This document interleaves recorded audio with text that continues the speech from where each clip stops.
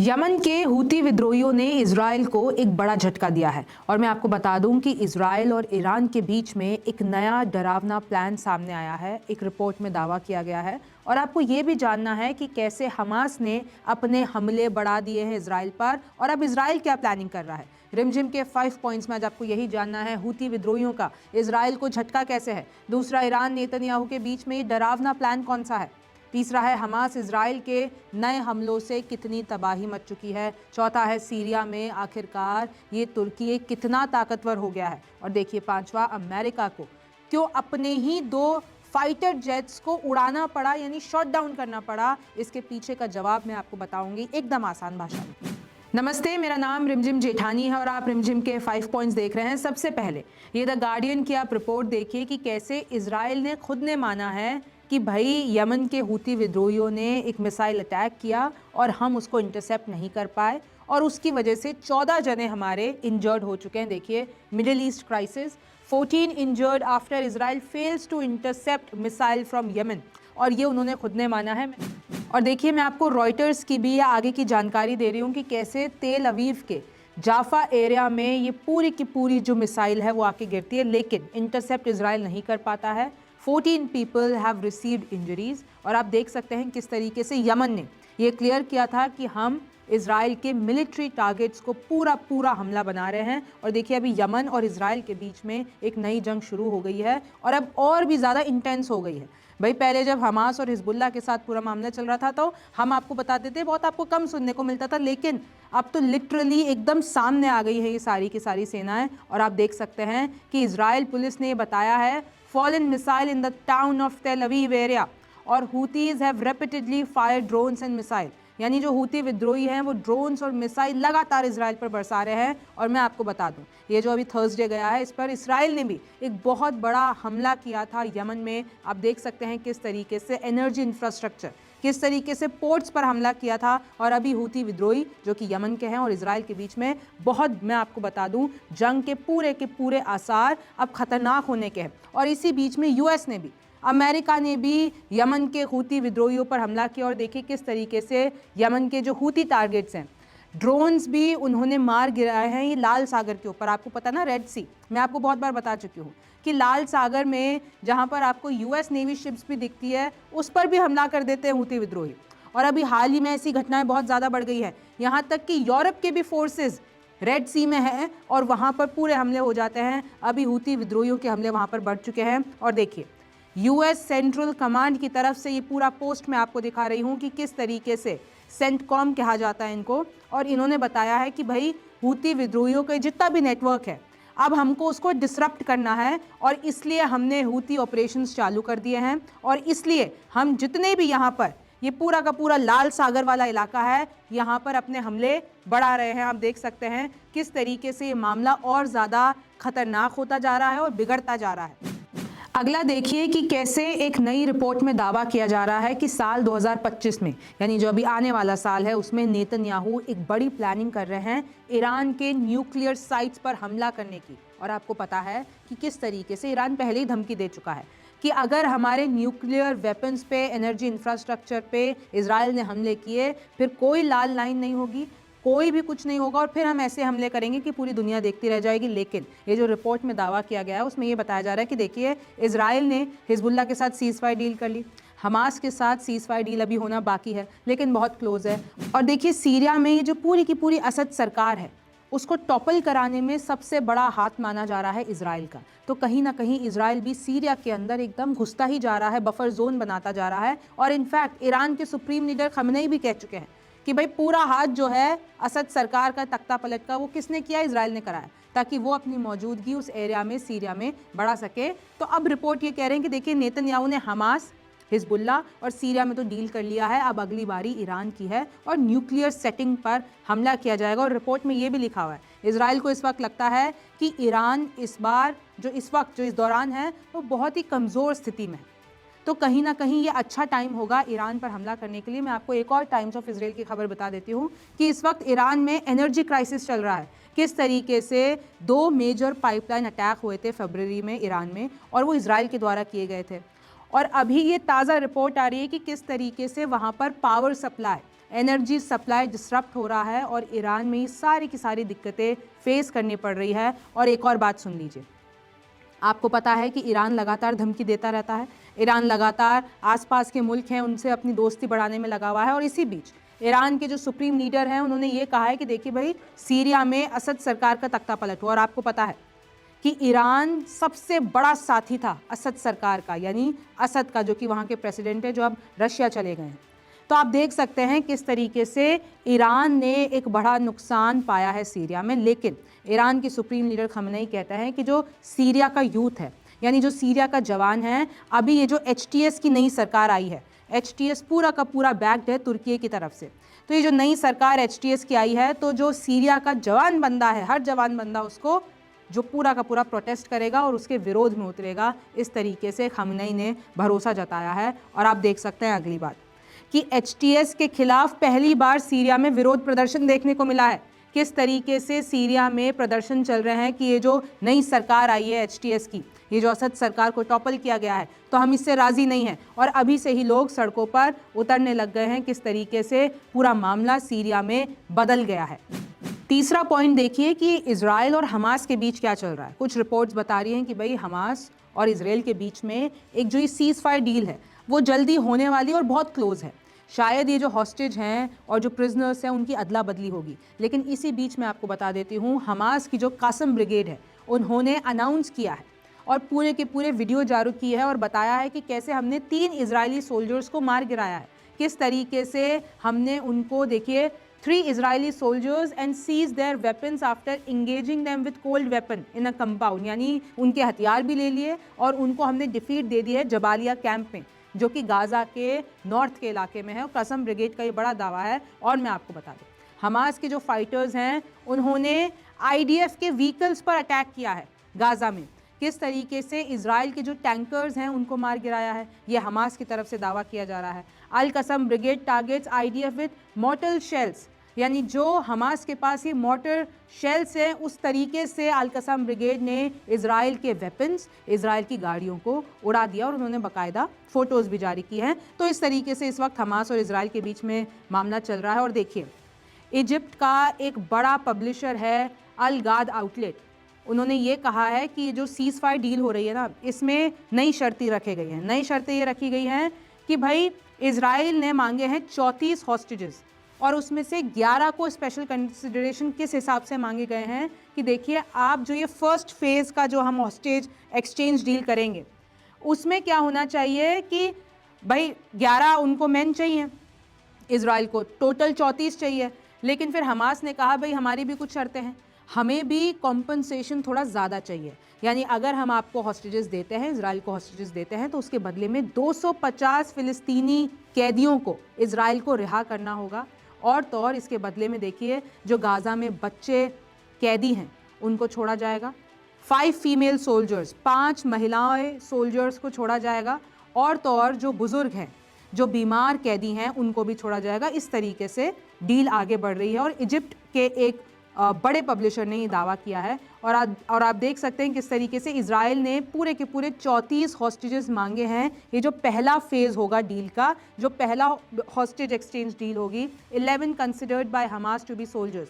यानी हमास क्या करता है, कोई भी ऐसा पुरुष जो कि फाइटिंग स्टेज में, मतलब उसकी उम्र इतनी होती है कि भाई वो लड़ सकता है, तो हमास उनको सोल्जर्स कंसिडर करता है। और इसी तरीके से ये डील हो रही है। और आप आगे देख सकते हैं किस तरीके से हमास के पास जो कुछ डॉक्यूमेंट्स मिले हैं इजराइल को, उसमें ये साफ पता चल रहा है कि ईरान का जो वेपन स्मगलिंग सिस्टम है पूरा का पूरा, उसके बारे में इजराइल को नई चीज़ें पता चली है कि भाई वेस्ट बैंक में हथियार आते हैं ईरान के द्वारा। अब कैसे आते हैं, 2 रूट्स हैं।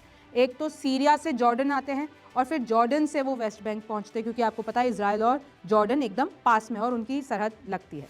और दूसरा है कि सीरिया से लेबनान जाते हैं और फिर लेबनान से जो है वो पहुंचते हैं इजराइल। इस तरीके से उनको ये नई बात पता चली है। लेकिन हमास, गाज़ा, इजराइल, इधर जो भी सब कुछ इन लोगों के बीच हो रहा हो, गाज़ा में आपको पता है कि कितनी ज़्यादा हालत बद से बदतर होती जा रही है। लेकिन इसके बीच नेतन्याहू, जो कि इजराइल के प्रधानमंत्री, उन्होंने ये कह दिया है कि देखिए, मैं किसी भी चीज़ पे अग्री नहीं करने वाला, जब तक हम लोग हमास को पूरी तरीके से उस रीजन से नहीं हटा देते हैं। और वॉशिंगटन जनरल को ये पूरी की पूरी जो बयान है नेतन्याहू ने दिया हुआ है, और देखिए अगर ऐसे हालात रहेंगे तो गाज़ा धीरे धीरे और बदतर स्थिति में चला जाएगा। और आपको पता है ये 1 साल से ज़्यादा मामला हो गया, वहाँ की तस्वीरें आपने भी देखी होगी, और किस तरीके से पूरी दुनिया में इसके लिए आवाज़ भी उठाई जाती है और इसके खिलाफ भी बोला जाता है।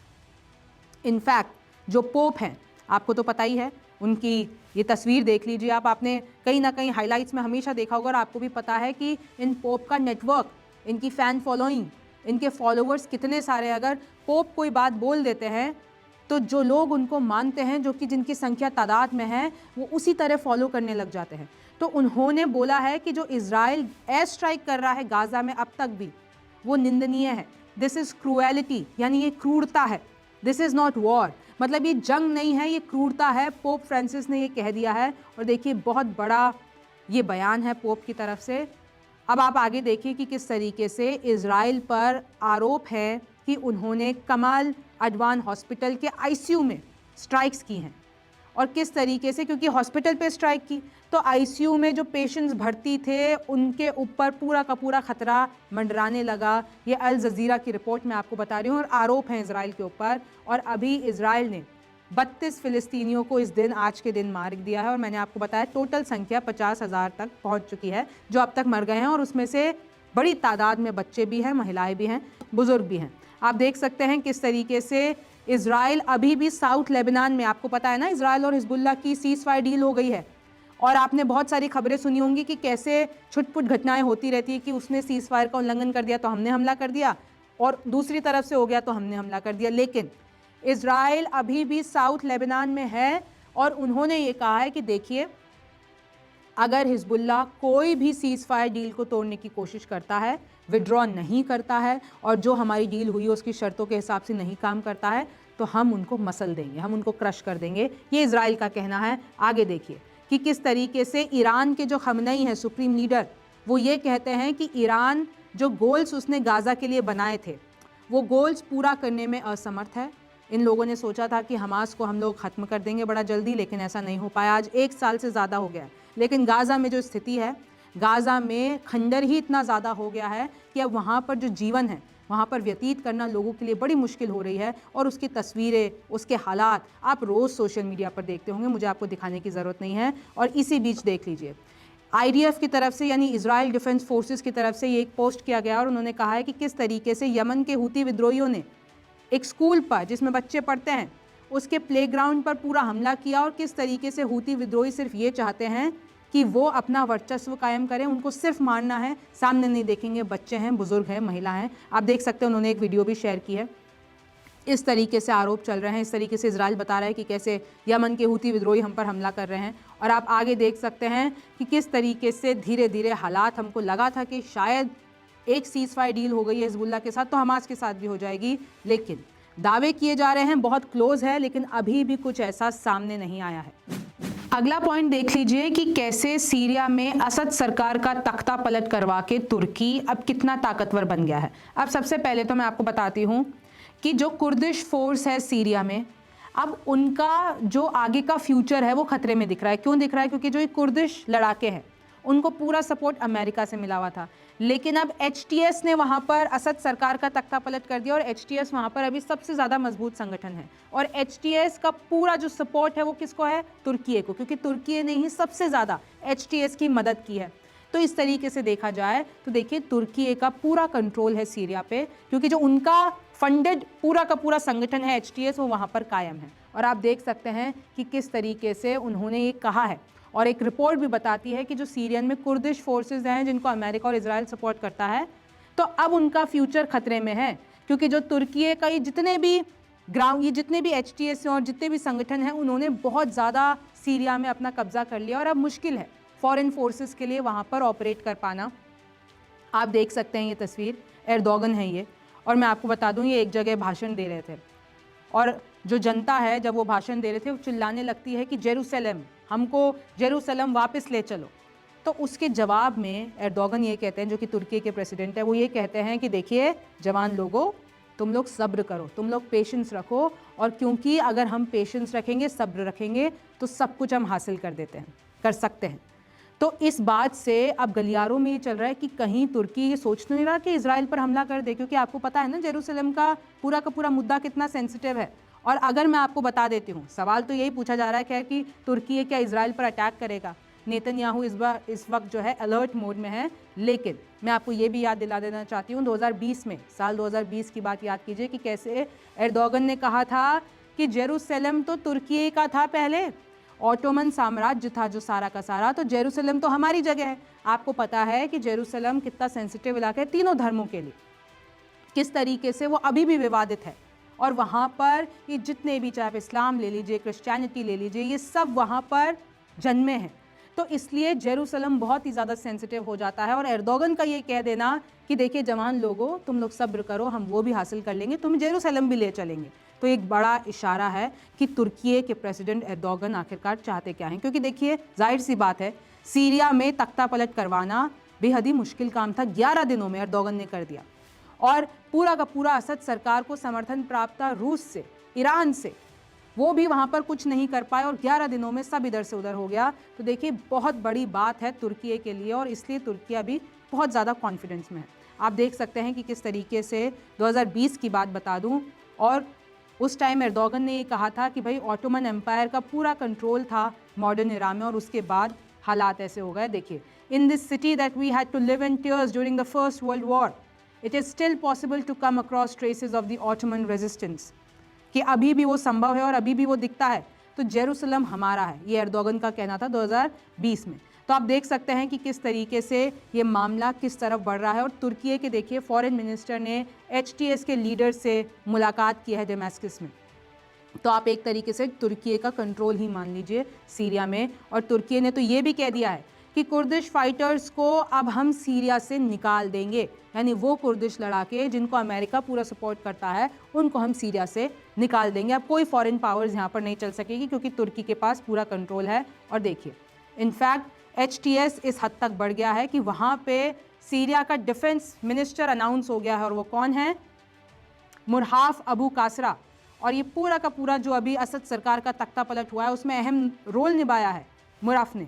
और आप देख सकते हैं, अगर मैं शॉर्ट नेम बताती हूँ तो है अबू हसन 600, और डिफेंस मिनिस्टर ये सीरिया में बनाए जा चुके हैं। और आप देख सकते हैं आगे कि किस तरीके से सीरिया में अब लगातार हालात बदल रहे हैं। पांचवा पॉइंट है कि किस तरीके से अमेरिका को अपने ही 2 फाइटर जेट्स को शूट डाउन करना पड़ा लाल सागर के ऊपर। अब देखिए, ये आप गलती कह लीजिए, ये आप उनकी फ्रेंडली फाइट कह लीजिए, या आप कुछ भी कह लीजिए। पेंटागन का इस पे बयान भी आ गया है, यानी पेंटागन वो हेडक्वार्टर्स जो कि अमेरिका का है, उनका इस पे बयान भी आ गया है। लेकिन यमन जो है इस पर मजाक उड़ा रहा है अमेरिका का, कि यमन ने पूरा का पूरा अपमान फील कराया है अमेरिका जैसी सुपर पावर को छोटे से यमन ने। इस तरीके से खबरें फ्लोट हो रही है। पहले मैं आपको द गार्डियन की खबर बता देती हूँ। US shoots down 2 of its own navy pilots over Red Sea in apparently friendly fire. इसको नाम दिया गया है फ्रेंडली फायर, लेकिन मैं आपको बता दूं, अगर हम इसकी डिटेल्स में जाते हैं तो आप देख सकते हैं किस तरीके से एक जो गाइडेड मिसाइल क्रूज़र है US का ही, उसने गलती से ये जो फाइटर जेट्स थे उनको दुश्मन का फाइटर जेट समझ लिया और उनको फायर कर दिया और गिरा डाला। हालांकि मैं आपको बता दूं, जो पायलट थे उनमें एक को माइनर इंजरी आई है और एक एकदम सलामत है। लेकिन US का इसके बाद से मजाक उड़ाया जा रहा है, और स्पेशली यमन के फाइटर्स के द्वारा। ये डिटेल्स देखिए कि किस तरीके से 2 US navy pilots were shot down over the red sea, यानी लाल सागर के ऊपर ये दोनों फाइटर जेट्स में जो 2 पायलट थे उनको गिराया जाता है US की, यानी अमेरिका के ही क्रूजर से, और इसको फ्रेंडली फायर नाम दिया गया है। लेकिन Red Sea corridor has become amid the ongoing attacks on shipping by the Iranian, यानी वहाँ पर हूतियों के इतने अटैक बढ़ गए हैं, हूती विद्रोहियों के लाल सागर में। और किस तरीके से आपको भी पता है, अमेरिका और यूरोपियन दोनों की फोर्सेस लाल सागर में है, लेकिन फिर भी हूती विद्रोहियों ने नाक में दम कर रखा है अमेरिका और यूरोप के। और देखिए इस तरीके से अपने ही अमेरिका को अपने ही 2 फाइटर जेट्स को गिराना पड़ गया। तो देखिए इस तरीके से the guided missile cruiser USS Gettysburg mistakenly fired on the FA-18। हालांकि अब इसके बाद सवाल उठ रहे हैं कि कैसे आप FA-18 को दुश्मन का प्लेन समझ सकते हो। जबकि आपको पता है ना कि किस तरीके से आपके हर रेडियो कम्युनिकेशन होता है, रडार कम्युनिकेशन होता है आपके फाइटर जेट से, आपके क्रूज़र से। तो ऐसी गलती कैसे हो सकती है, पूरे के पूरे सवाल उठाए जा रहे हैं। और देखिए अगली तस्वीर देखिए कैसे यमन के हुतीज़ have taunted the United states, कि देखिए ये जो अमेरिका को अपने ही 2 जेट्स गिराने पड़ गए हैं और किस तरीके से हुतियों ने कहा है कि US and said Americans have been humiliated, यानी हमने उनको ह्यूमिलेशन, शर्मनाक है ये एकदम, और हुतियों के कारण अभी उनको और शर्म झेलनी पड़ेगी। और ये पूरा का पूरा बयान आया, देखिए किस तरीके से it is fairly evident that Americans have not learn from their past mistakes. Houthi विद्रोहियों के जो लीडर है वो कह रहे हैं कि अमेरिका अपनी गलतियों से सीखता नहीं है और किस तरीके से यमन के हाथों उनको अपमान झेलना पड़ा है। और देखिए अब आप सोचिए, अमेरिका जैसा सुपर पावर और यमन, क्योंकि एक छोटा सा मुल्क है, अमेरिका के आगे तो बहुत छोटा है, और वहाँ के जो लड़ाके हुती विद्रोही वो इस तरीके से हमले कर रहे हैं, तो सोचिए मिडिल ईस्ट में इस वक्त कितने बदतर हालात हैं, कैसे फॉरेन पावर्स वहाँ पर हैं तो सही, लेकिन ये जो गुत्थी है ये पूरा का पूरा मामला सुलझ ही नहीं पा रहा है। हमेशा जब हम कोई नई बात देखते हैं तो वो और फैलता हुआ नज़र आता है। आपको इसके बारे में क्या लगता है, मुझे ज़रूर बताइए। मैं हूँ रिमझिम जेठानी, आप रिमझिम के 5 पॉइंट्स देख रहे थे। आपसे फिर मुलाकात होगी।